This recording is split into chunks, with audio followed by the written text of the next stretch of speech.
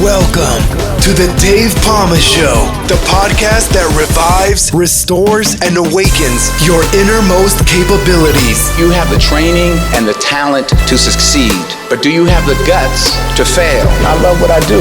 When you love what you do, you want to be the best at it. Today is about the power of you. You will change the world. Find your path to success through the journey of those who have succeeded. And now, your host, Dave Pamah. Hi, welcome back to the Dave Pamah Show. And today I'm thrilled to introduce a distinguished guest who has dedicated their career to understanding and empowering the human spirit. Jan Schwartz is a fellow of the American Psychological Association, a fellow of the American Academy of Forensic Science, and certified Homeland protection professional with the National Sheriff's Association's Global Center for Public Policy. Jan brings a wealth of expertise in psychology, forensic science, and public policy making their insights incredibly valuable for all of us today. Jan Schwartz, welcome to the Dave Pamah Show. Oh, Dave, I am so thrilled to be with you. Thank you for this wonderful opportunity. It truly is an honor. Well, thank you for joining us too. I'm looking forward to diving deep into the topics you're passionate about, especially your groundbreaking approach to combining IQ, EQ, and SQ, whatever that is, you can explain what it is, for living a full life and an authentic life. So, the first one I'd like to ask you is that you have such an impressive background. Can you share a bit about your journey and what inspired you to delve into these areas of expertise? Well, I grew up in a suburb of Chicago, and I grew up looking at the Chicago Tribune photo every Sunday that depicted Mayor Daley wearing a fedora, his two other fellow Fedorian gentleman, and there was a respect for him because Chicago is known for organized crime and the mafia. And Mayor Daley, know that. I thought it was New York. Well, I guess they're about what a everywhere. Mafia anyway. They may be masked, but they're about everywhere. But the point is that I grew up with a sensitivity and an awareness of it, and perhaps maybe that hints at a little bit later on in my life that the respect for Mayor Daley and that he somehow honed and tempered all of the turfs, that people respected him for that. And later on in my life, when actually I began as an elementary teacher and then went on to be trained to become a family psychologist. And when I worked with criminal kids, I began to understand the puzzle pieces that create criminal. And so when I relocated to Northeast Ohio to marry my husband, I was very astonished to have people coming up to me with dark secrets, whispering to me and telling me, well, all of this is going on. And little did I know that I had stepped into a community known as the Little Chicago. Oh. And where was this, in Ohio? Yes, yes. So you see how I mentioned that early part because that had struck me so significantly, more so than anyone in my family. But sometimes that happens in life, that our earliest impressions and recollections stand out as our career comes together or as our lives come together. But then that followed with security incidents, and I was visited by a Fortune 500 company, chairman of the board, his two sons and their mafioso, who wanted to know, what are you doing in our community and what family are you representing? Whoa. So you can see I'm getting to the heart of where all of this adventure of understanding how we step into life and where do we draw the courage and where do we gain the skills to understand something? How do we regulate our fear and all of that? I'm just hinting briefly as to how the steps started coming together. And that was a very unpleasant experience. And I knew something was very wrong. And I just said, get out of my way. And I started pounding the pavement. And to my great surprise, what I discovered was deeply unsettling. And eventually I approached the authorities, and to my greater surprise was the fact that it was significant information to them. And so right off the bat, Dave, I began working in the intelligence field with 2 federal agencies and just was thrown off the deep end. And here we are 32 years later, and I've had a chance to compile data for and provide information to the Hide Money Laundering Division of the FBI in Manhattan, the FBI in Washington, D.C., the CIA, the Defense Intelligence Agency, the Criminal Investigation Division of the IRS, the U.S. Department of Justice's Justice Television Network, the U.S. Department of Health and Human Services, the National Science Foundation, the U.S. Postal Inspection Service, the Ohio Organized Crime Investigations Commission, the Ohio Attorney General's Office, 19 state departments, governor's offices, various U.S. attorney's offices. I share that with you and your listeners because we have no idea where our lives are going to take us when we first begin exploring who we are and what we want to do. And so we're led, we're guided, and we get all kinds of hints along the way about what's to attract what we're to focus on, what's to attract the depth of our energy. And I've tried to heed that. And I hope that gives you a little bit of a hint as to how I stepped into the world of being a forensic behavioral scientist. And for me, I followed my principles of, this is the right thing to do. And my whole life, I've tried to do that. But in answer to your question as to how on earth did I begin to formulate 3 circles: mental intelligence, emotional intelligence, and spiritual intelligence, and then the center that's common to all. How did this come together for me? And where on earth did I get a sense that there was something I was doing that was a little unusual? Well, it stems from 3 conversations, many more perhaps. But the first was when I was saying goodbye to at the residential treatment facility, and where I was saying goodbye to my fellow, to my supervisor, and she was doing the exit interview, and she said, "Jan, what do you think it was that you did with these families and their parents that impacted them so greatly?" And I said, "Well, Sue, I just truly loved them." And she looked at me with this eyes like that were saying, "Yes, but I think it's something more."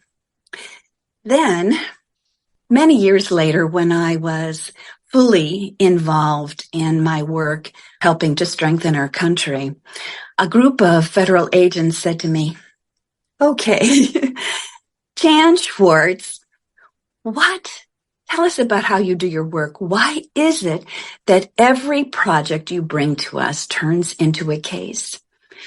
To which I then answered, a new answer, "Well, guys, I have a sixth sense." And they said, "Okay." I said, "I have eyes that see."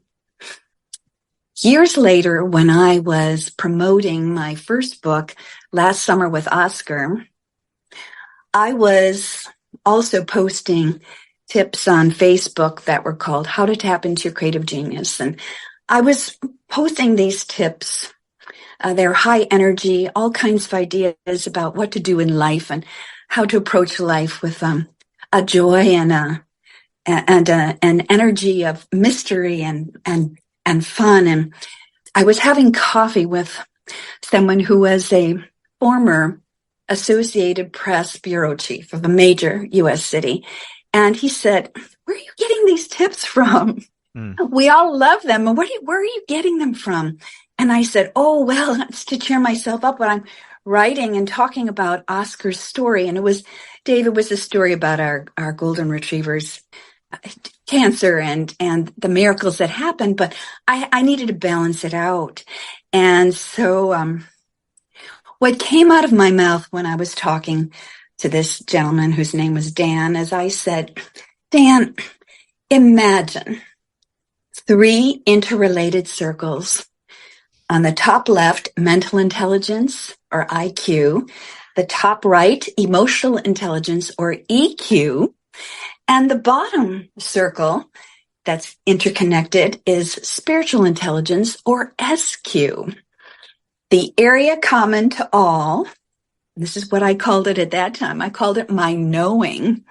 Today, I call that area common to all 3 intelligences, authentic intelligence, and that refers to a very specific intelligence that is the area of powerful, capable energy that we can tap into, and it's where the best of ourselves is stored. It's what we can draw upon in an emergency and what we can truly rely upon to revitalize us and to strengthen us. That is a mouthful of a story, but I hope it leads you to just understand that this has been a miraculous journey, and I'm stepping into it with gusto. No, it sounds like you did have quite a journey, and you're really great work you're doing out there. And some very important people you got involved with. I mean, the Homeland security for a start, and things like that. So you've had quite a serious government involvement, as well as trying now with your new work to help people around the world, same as me, really, just uplifting and inspiring them to live a better life, really. But your book emphasizes using our gifts to create the life and the world we want. How can individuals start to take actionable steps towards this goal, especially in challenging circumstances? Well, what we first of all need to understand and realize is that we have 3 intelligences. And so let's think about, what do we know about mental intelligence? Okay. Most of us already know that mental intelligence, or IQ, is linked to our ability to understand complex ideas, to adapt to the environment, to learn from our experiences, to reason, to sort things out, to overcome obstacles by thinking them through. Okay, we understand mental intelligence perhaps most easily. And we use mental intelligence to say, well, we look at our GPS, we put in the address, okay? We lead us there. It's time to do our car tune-up, okay? We do that. We make the phone call. It's time to make a dentist appointment. We look at our calendar and say, oh, it's Aunt so-and-so's birthday, okay? Cognitive tasks. Now, emotional intelligence, we have to talk about this a little bit, and I'm going to repeat a sentence twice. Mm-hmm. Emotional intelligence, or EQ, refers to the ability to identify and manage our emotions as well as the emotions of others. Right. Once again, it refers to our ability to identify and manage our emotions as well as the emotions of others. Now, wow, that's a mouthful, isn't it? That's really something to think about. Yeah. It sounds like empathy, though. Empathy is definitely a part of it.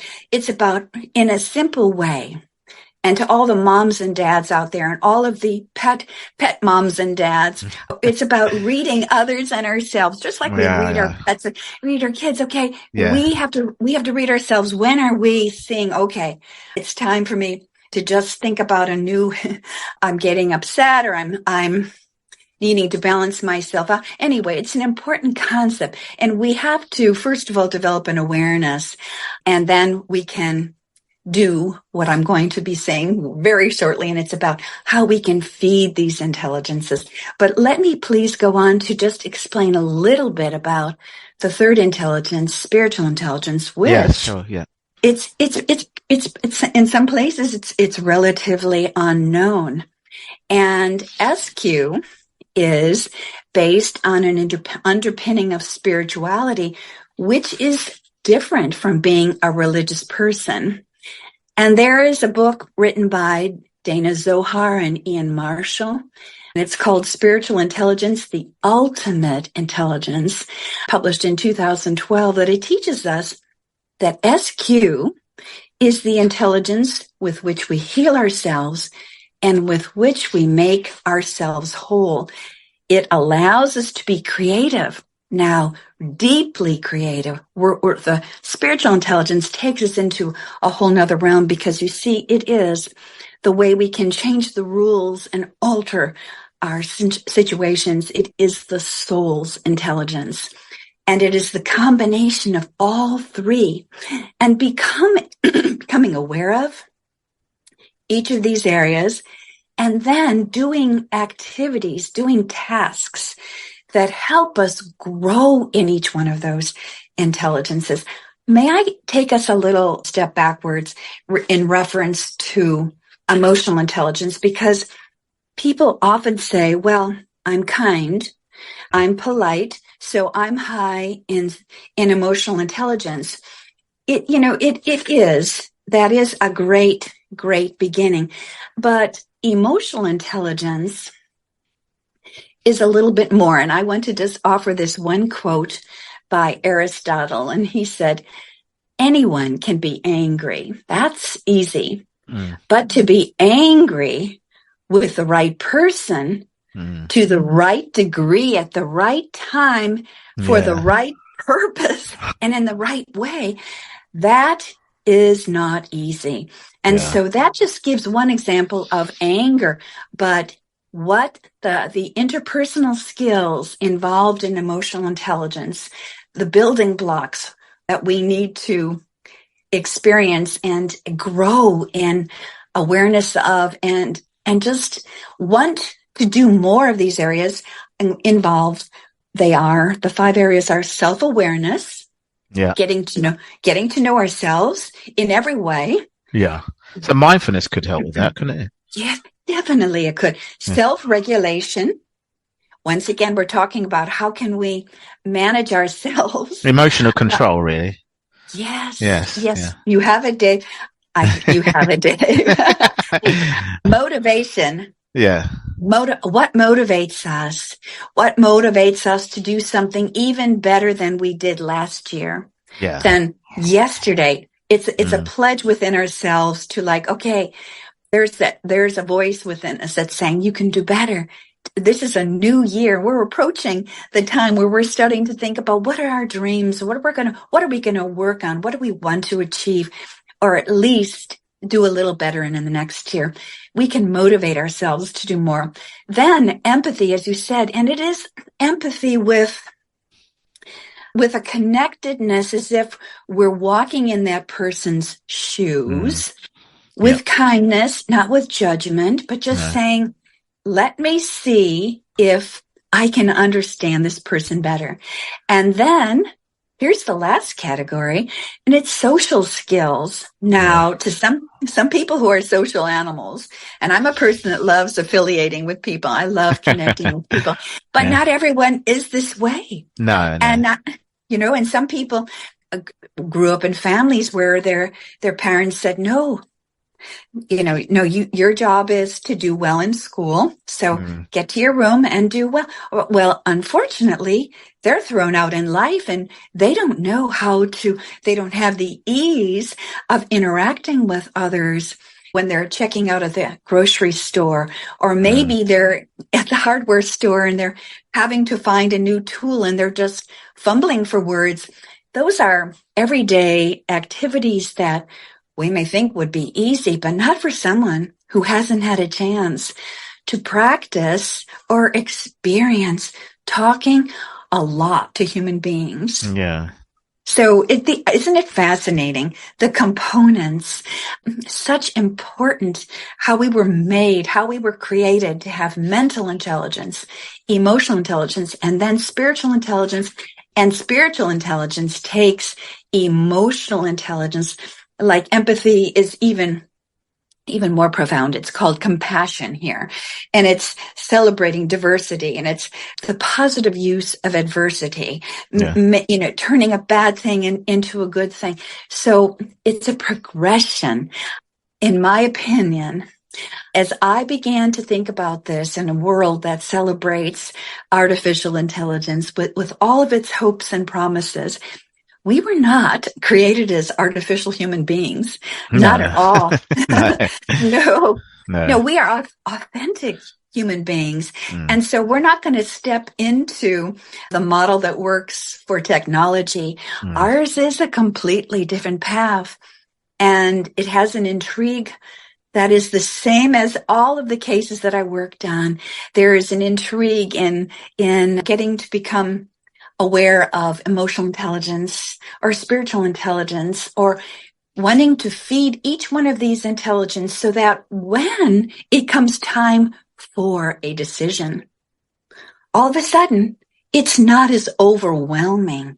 It isn't something that we want to ignore and just let's see what happens. No, that's not how we were wired. We were wired to thrive, to heal, and we do that. We will heal well through authentic pursuits, and by feeding our intelligences, we will become much more masterful. Absolutely. Well, that's wonderfully put there, really, and it probably summarizes your book as well, or good extracts of it anyway. Well, if there's one message you'd like listeners to take away from today's conversation, what would it be? It would be this, that tapping into these three intelligences and tapping into the ultimate joy of understanding authentic intelligence, there is no burnout. No burnout here.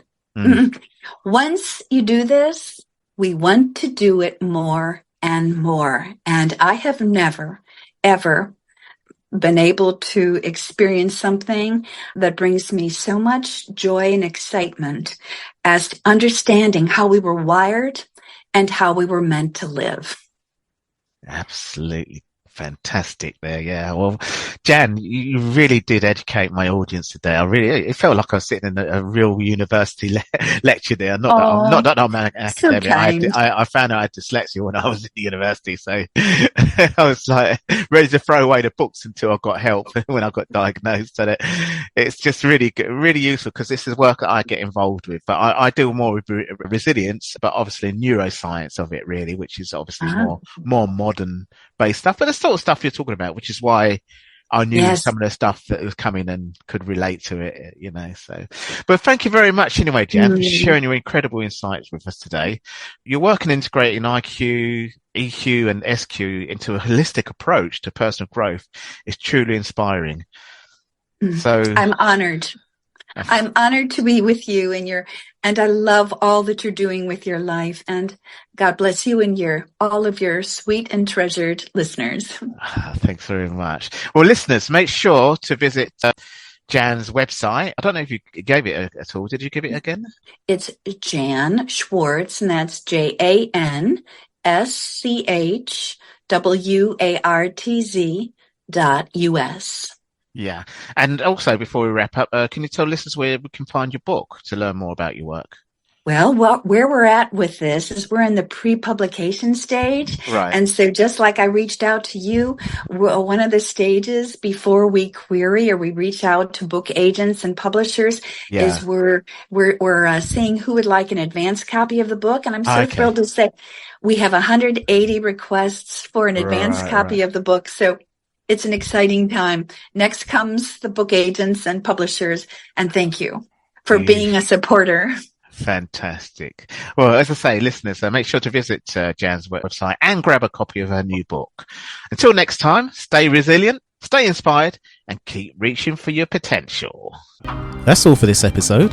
Thanks for listening, and remember, if you want to support what we do, then share, subscribe, and leave a review over on Apple Podcasts. Or head over to my website, davepalmer.com, and click on Rate Show. Well, that's all for now, but I'll see you in the next episode of The Dave Pamah Show. Follow us on Facebook, Twitter, and Instagram.